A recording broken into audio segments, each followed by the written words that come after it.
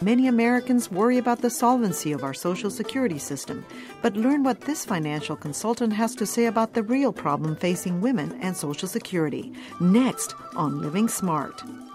Production funding for Living Smart with Patricia Gras is underwritten in part by Halliburton.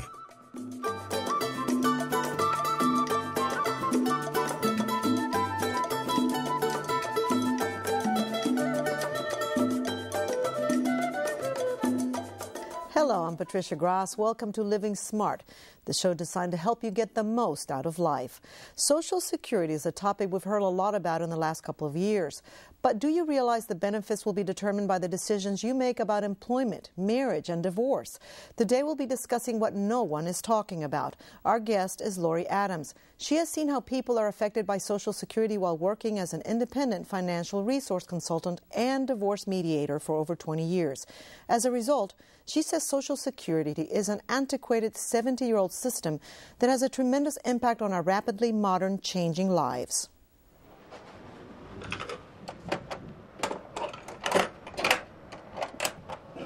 Jessica Jimenez is a normal teenager. She loves music, dancing, and shopping.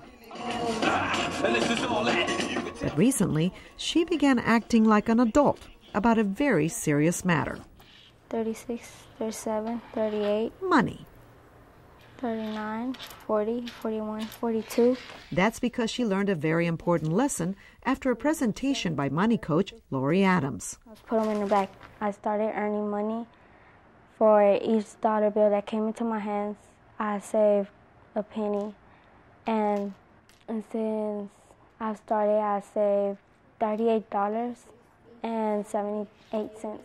I've done a lot of reading in life and also a lot of research on people who are successful with money. And I found that there are about 5 different concepts. And so I teach the children these concepts, and I tell them, this will help you be a millionaire by the time you retire. Jessica's parents and siblings also caught her saving fever and Lori's lessons. When my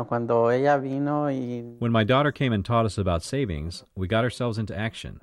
From the first penny, little by little, we are accumulating money. So we all 7 of us, have something to put the money in. Ziploc bags, shoe boxes, piggy banks. We all want more. Hi, Jim. How you doing? Lori Adams has been coaching clients since 1979. But unlike most financial consultants, she sells knowledge, not products. I felt she always put my interests first. It was a fee-paid deal, and I even asked her to speak at our church one time, and they were surprised that she had no axe to grind there. Wasn't even promoting her own services, but was just telling them how the cow ate the cabbage for people our age, you know. See where you are now, Jim. That's because Lori has a soft spot for the most vulnerable in society, children and the elderly. Yet she coaches all ages. I call myself the widget of Houston because I don't sell anything and I don't manage people's money. So what I really try to do is to empower people by providing information so they can make wise financial decisions. She learned how to be financially smart early on from her parents. I think at the age of 5, as soon as I could put candy on the shelves in my father's store, so I could then be in the Guinness Book of Records as the youngest checkout girl in the nation. I learned to work hard, I learned honesty, and I learned the value of money. She married young and had 3 children. I found that to live smart, you have to live poor first. So I learned to be very resourceful. And Gerber's was not on the shopping list. And so instead what I would do is to go to the farmer's market, and I'd get fresh vegetables and put them in a food processor. She went into graduate school to study financial counseling after she did some research on the status of women. I realized then that some of the decisions that I had made in life would put me into a bag lady status. So I decided maybe I should be employed. She did her master's thesis on Social Security and then became a crusader to help women get on the right money track. The title was Women's Knowledge of Social Security and How It Affects Them. So I went back also through the experience that I had had in working with clients, both in divorce and the financial aspects of my business. And I realized that people are affected in so many ways that they don't realize until they start collecting the Social Security. Lori then became an expert in an area that involves personal and financial conflict, divorce. I became trained as a mediator, and the mediator acts as a neutral third party. So the people are always in control. We help them make decisions. Then with a partner, she developed a software program to help people around the country. I was the first person in the country to develop software to use directly with clients in mediation. The software enables people to prepare before they even see any of the professionals, like an attorney or mediator. Unexpectedly, after 25 years of marriage, Lori had to use the program for her own divorce process. I was in a very happy marriage, like this will never happen to me, like everybody else. It will never happen to me. But it did. And so I really had to walk the talk. I hooked my husband up to a computer, and that's how we did it. It was not easy at all. But Lori has no regrets. She likes to teach about money because it has such a great impact on people's lives. I'm certainly proud of the classes that I've taught. I'm proud that I have empowered clients to take control of their own lives and know about investments and take care of themselves. She wants the car. Oh, amen. Thank you so much, Lori, for joining us. Your interest in Social Security has a little bit to do with the ERA amendment you became involved with. But tell me, why the focus on Social Security? Why do you care so much about it? Well, Patty, first let me say thank you for inviting me, and I appreciate you and Houston PBS recognizing the importance of sharing information about aspects of a situation that will affect many of us as we live in retirement. But as far as my interest in Social Security, I was married to a university professor at Purdue University many years ago and caring for 3 children. At that time, I was a member of the League of Women Voters and doing research on Equal Rights Amendment. And I was shocked to find out that the decisions that I had made about being a traditional wife and mother might make me one of the bag ladies that I was reading about.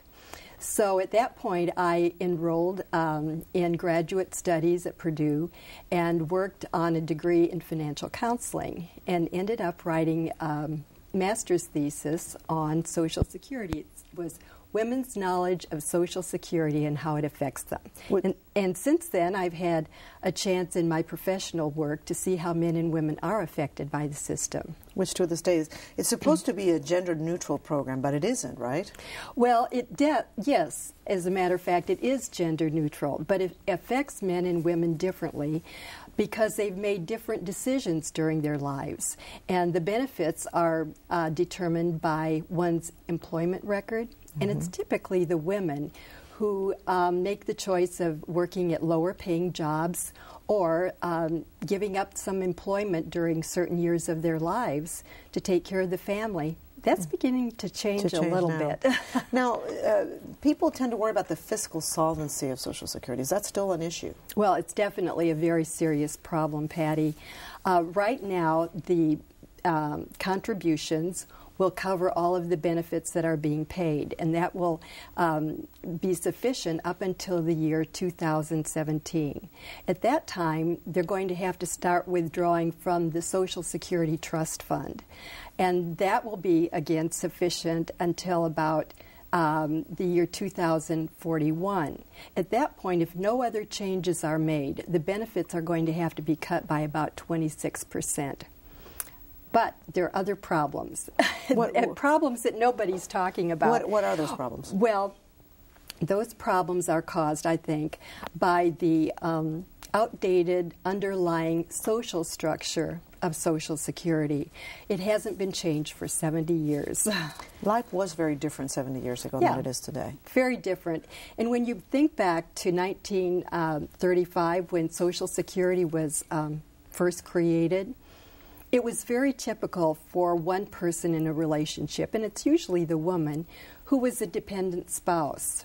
And so after Social Security was created, what they did was to add another provision so that if a marriage had lasted 10 years, that dependent spouse would then have a benefit at retirement age, and that benefit would be equal to 1/2 of whatever the employed spouse was getting. So that it's what I call the 10-year marital vesting requirement. How does this apply to Social Security? Well, if a person has been married for 10 years and then they're divorced, they're eligible to collect those records based on the employed spouse's employment. But if the marriage hasn't lasted 10 years, the employed spouse leaves with all of the Social Security benefits, and the other person, the dependent spouse, gets nothing. So it's better to stick it out. If you're planning to get divorced and you haven't been married for 10 years, you should wait till after 10 years, right? Most definitely. And it's sometimes surprising when people hear me tell about consulting with a person who maybe is considering divorce but hasn't been married quite 10 years, because I ask, how bad is it? See, that's a 10-year rule, right? I mean, that's something that people need to know about. That's right, definitely. And it really affected a couple that I saw last June, Patty. This couple came in for a mediation because they had wanted an amicable divorce. But shortly after their marriage, Karen, the wife, had become seriously ill with a medical problem. They stuck it out for a few years, but for some reason they had a goal of divorcing before their 10th anniversary. So I asked them, what's the date of your 10th anniversary? And they said August 14th, but they wanted to be divorced by August 1st. But when I told them about that requirement, that enabled Karen to negotiate delaying their divorce for a couple weeks so they'd meet that 10-year requirement.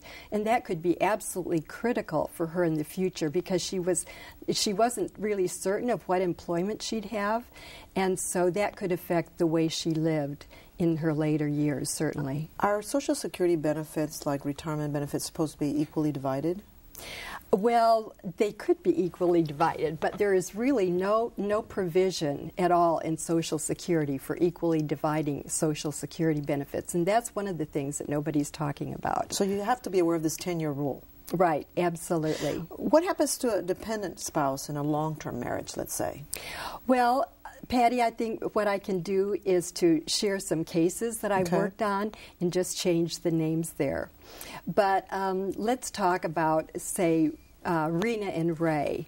They've been what I call the forever in love couple. Because does that still happen? Yes, that still happens. And they were married very early in life and still adore each other at the age of retirement. They've been married a long time, and Ray was the employed spouse there, and Rena was the dependent spouse. So at the time of retirement, Ray will collect on his retirement, and he'll get $2,116 per month. And Rena will get an amount as a dependent spouse, half that much, $1,058 per month.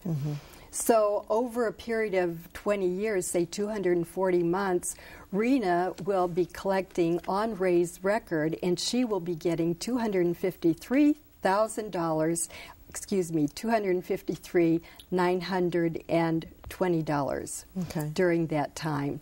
And she has never put a cent into Social Security. Wow, amazing. Now, how does that compare to a woman like we'll call Mary, who's been working all her life since high school and making an average salary? How does Rena compare to Mary? Okay, well, if Rena has been working all of her years and she retires with the average benefit now for a woman, that amount is $1,028 per month. So then over the 20 years, she will be collecting $246,720, which is less than Rena, who has never really been employed at all. That's interesting. Now, what happens to a couple who decides to divorce in midlife, which is happening so much now? That's true, and this time we'll call the couple Jane and Joe. Jane and Joe are now 40 years old. They've been married for 20 years, and they're headed for divorce. Joe was the employed spouse, and Jane stayed at home with the children and was never employed outside the home. But as they head for divorce, it's very obvious to Jane that she's going to have to seek employment. And she found a job working as a receptionist in a doctor's office then, and she worked there for the next 25 years. How will she affected? She will be affected when she retires.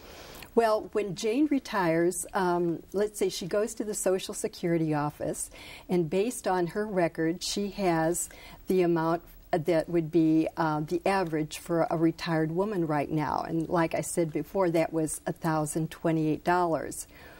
So that's based on her record. But then they'll also ask her if she was married, and she was married over 10 years to Joe. So they'll look at his record. Joe's record is $2,116 per month. So Jane can receive the greater of either her record or an amount equal to 1/2 of Joe's. 1/2 of Joe's is $1,058. So she'll take based on his record. But that means she really hasn't increased her retirement benefits at all for working those 25 years. So she must feel like penalized by the system. Well, she does feel penalized by the system, but wait, there's another very interesting twist here. I have to confess, Patty, that I'm in a situation very similar to Jane's. And I was married for a long time and then divorced. After a divorce, I went back to work in my own business and paid into Social Security. But there was one time when I had brown hair, a 23-inch waist, and a husband. Little did I know that I would be saying to that man some years later, "You're worth more dead to me than alive." But we both knew that was true because I had written my thesis on Social Security while we were still married. And people, I think, are surprised to know that Social Security is a system that does make one spouse worth more dead than alive to the other. And that's the situation Jane and Joe were in. How is that possible? Well, let's say now that Jane hears that Joe died of a heart attack just shortly after retirement. So now Jane rushes back to the Social Security office because she can collect a benefit based on her deceased husband. So instead of the $1,028 or the $1,058, she'll now get that $2,116. So finally, Jane feels rewarded. Social Security has made Joe worth more dead than alive to Jane. That's not a good thing to know, I think. Now, there are many more people getting divorced now later in life than in 1935. How does that affect the system? Well, let's say that we look at a couple now called Helen and Harry. Helen and Harry were married for a long time. They're about retirement age right now, and they decide to get divorced. But they had 5 children, and one of those sons was a special needs child. So all through the years, Helen cared for him and was, of course, never thinking of divorce. But now that it's upon them, she decided she better think about her own financial security. Harry brought his Social Security statement into the office when they were headed for divorce. And we looked at that, and his benefit would be $2,116 at the time of retirement. And I told Helen about that dependent spouse benefit, so she would be getting $1,058.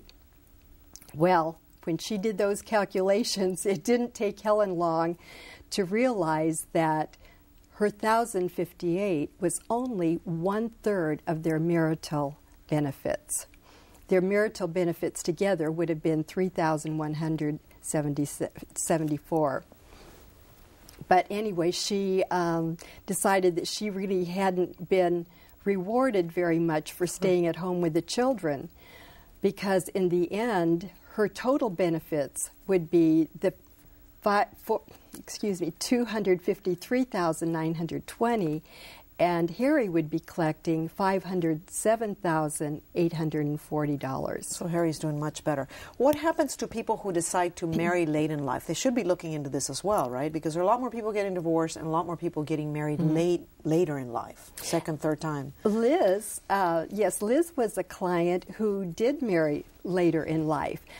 She was married to Robert, who had a high-income paying job, but he died in his 50s.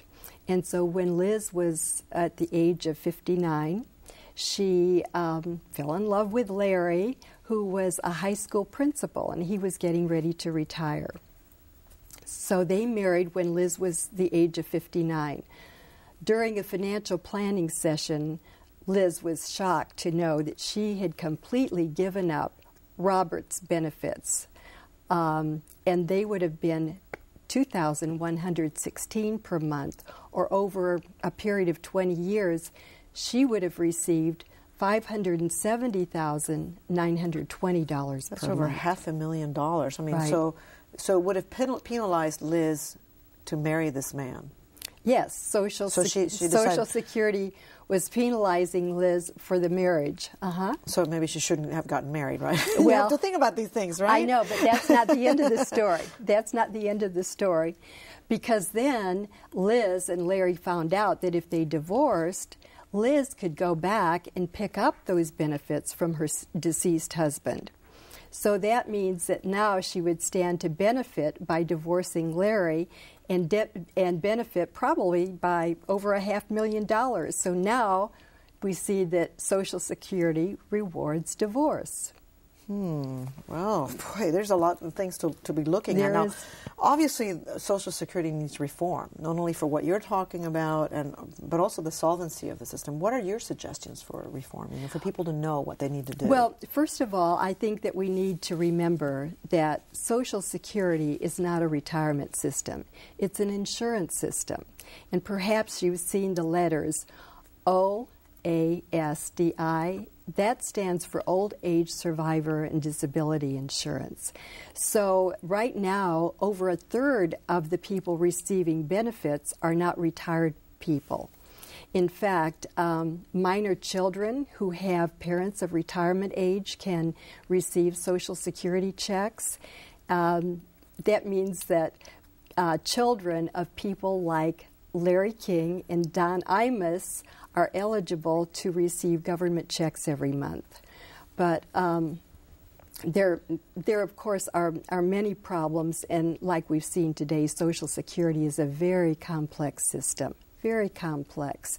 So I think we have to guard against any kind of quick fixes. How would you reform it?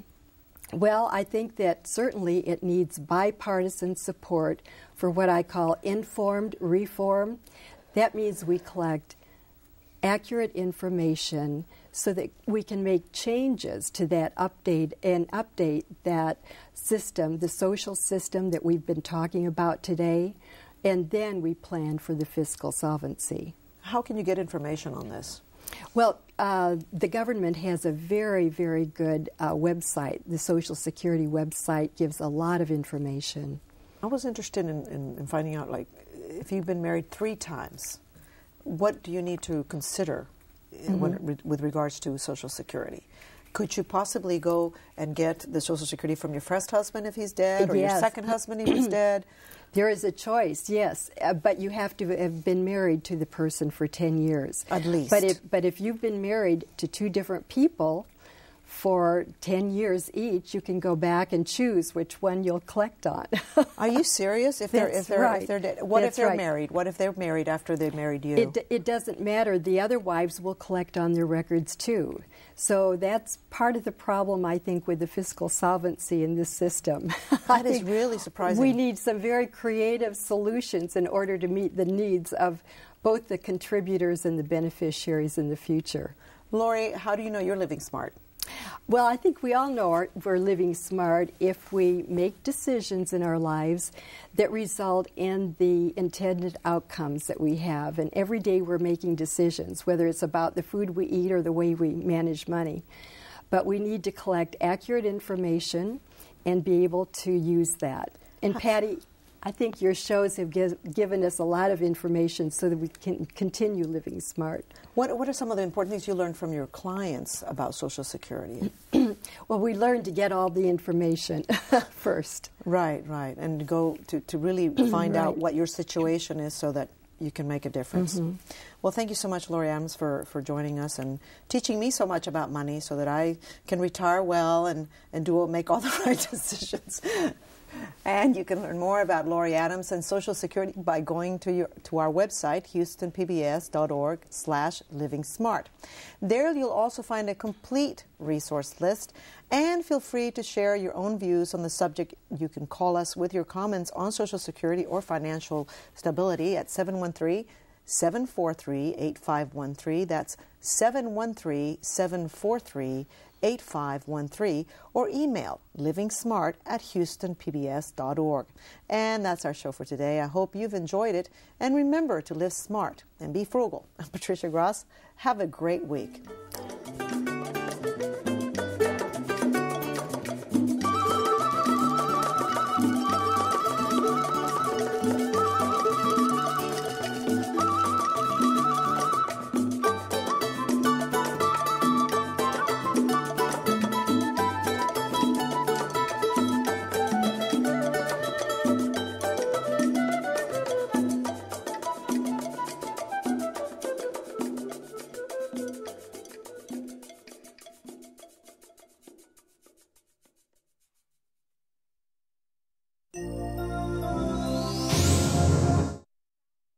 Production funding for Living Smart with Patricia Gras is underwritten in part by Halliburton.